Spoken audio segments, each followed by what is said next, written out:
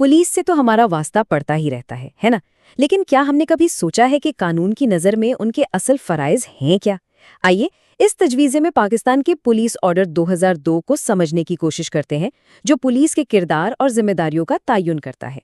ज़रा इस बात पर गौर करें, कानून की शुरुआत ही इस नुक्ते से होती है। ये सिर्फ कानून नाफिज करने का हुक्म नहीं है, बल्कि ये वो बुनियाद है जो पुलिस को अवाम का हाकिम नहीं बल्कि खादिम बनाती है।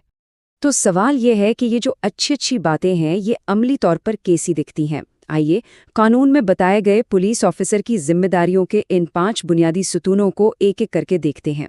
लेकिन किसी भी एक्शन या ड्यूटी की बात करने से पहले पुलिस ऑर्डर 2002 सबसे पहले पुलिस फोर्स का मकसद वाज़े करता है, और वो मकसद क्या है? अवामी खदमत। और ये बात बहुत गहरी है। किसी भी ड्यूटी को गिनवाने से पहले कानून ये वाज़े करता है कि पुलिस एक प्रोफेशनल इदारा है जो अवाम की खिदमत के लिए है और अवाम को ही जवाबदेह है। असल में यही तो पूरे कानून की रूह है। अच्छा, तो कानून की रूह तो समझ आ गई, लेकिन सवाल ये है कि ये एक पुलिस ऑफिसर के रोज़मर्रा के रवैये में कैसे नज़र आनी चाहिए। इसी बात की वजाहत हमें आर्टिकल 3 में मिलती है। तो आप देख रहे हैं कानून किस तरह अवामी खिदमत और तहफ़्फ़ुज़ को सबसे पहले रखता है, खुश अखलाकी से बात करने से लेकर मुआशरे के सबसे कमज़ोर लोगों की मदद करने तक। ये सब पुलिस की बुनियादी जिम्मेदारियों का हिस्सा है।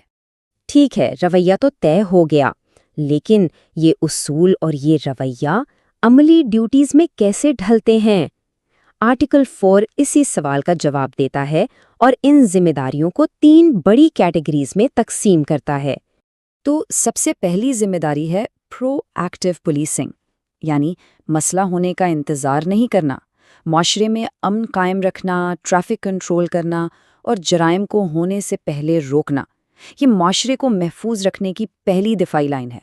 लेकिन जाहिर है जराइम हो भी जाते हैं, और जब ऐसा होता है तो फिर पुलिस की रिएक्टिव यानी रद्दे अमल पर मबनी ड्यूटीज शुरू होती हैं। इसमें तफ्तीश का पूरा अमल शामिल है, यानी सुराख लगाने से लेकर मुजरिम को अदालत के सामने पेश करने तक।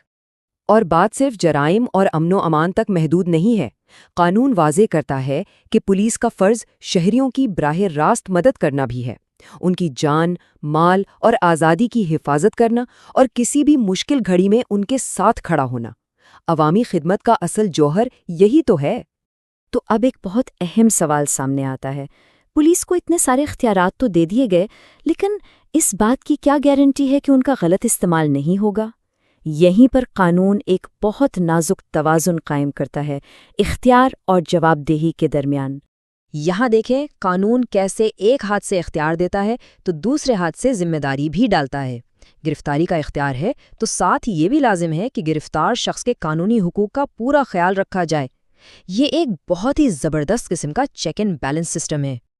अच्छा, तो हमने पुलिस के कानूनी फ़राइज़ की तफसील तो जान ली, लेकिन एक आम शहरी के लिए ये सब जानना इतना ज़रूरी क्यों है? इसलिए कि इल्म ही ताकत है। जब अवाम को मालूम हो कि पुलिस के कानूनी मेयार क्या हैं, तो ये चीज़ उन्हें खुद बाइख्तियार बनाती है। इसी इल्म की बुनियाद पर बाहमी एहतराम, ताउन और जवाबदेही का कल्चर परवान चढ़ता है, जो किसी भी सेहतमंद माशरे की निशानी है। तो आखिर में ये सवाल हमारे सामने आता है कि एक महफूज और मुनसिफाना माशरे की तामीर के लिए इस मुश्तरका जिम्मेदारी को कैसे निभाया जाए। ये एक ऐसा सवाल है जिस पर हम सबको सोचना होगा, क्योंकि इसके जवाब में ही हमारे मुस्तकबिल का रास्ता छुपा है।